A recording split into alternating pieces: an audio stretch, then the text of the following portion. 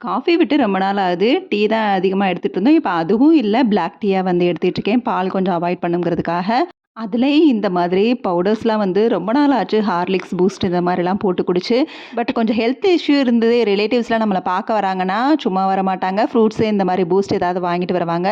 So பூஸ்ட்ட வந்து இப்ப ரொம்ப நாள் ஆச்சு குடிச்சு. ஆனா வேற வழி இல்ல. ஆனா அந்த பூஸ்ட்ட வந்து ஸ்பூன்ல அப்படியே எடுத்து அப்படியே வாயில போடுறது ரொம்பவே பிடிக்கும். ஸோ அதனால அதுக்கு வந்து யூஸ் ஆகும். அப்பப்போ சாக்லேட் சாப்பிடுற மாரி பூஸ்ட் ஒரு ஸ்பூன் வந்து அள்ளி சாப்பிட்டுக்கலாங்கிற மாரி பாக்ஸ்ல எடுத்து வச்சுட்டேன். சூப்பரா இருக்கும் பூஸ்ட்ட வந்து வெறும் வாயில சாப்பிடுறதுக்கு. ஸோ இன்னைக்கோட சமையல் என்ன அப்படின்னா, வெள்ளிக்கிழமை அதுலயும் சித்ரா பௌர்ணமி வேற. அதனால இன்னைக்கு வந்து சாம்பார் வச்சிடலான்னு சொல்லி வெறும் முருங்கைக்காவும், முள்ளங்கியும் மட்டும் இருந்துச்சு. அத வச்சே வந்து சாம்பார் வச்சாச்சு. வேற எந்த காயுமே சேர்க்கல. பொரியல் வந்து பீன்ஸ் பொரியல் தான். கேரட் வந்து சேர்த்துக்கிறது இல்ல. வெறும் பீன்ஸ் மட்டும் தான் அதோட தேங்காய் பூ போட்டு சேர்த்துருக்கிறேன். அப்புறம் சாம்பார்னாலே அப்பளம் இல்லாம எப்படின்னு சொல்லி அதையும் வச்சு சூப்பரா இன்னைக்கு லஞ்ச வந்து முடிச்சாச்சு. Okay bye.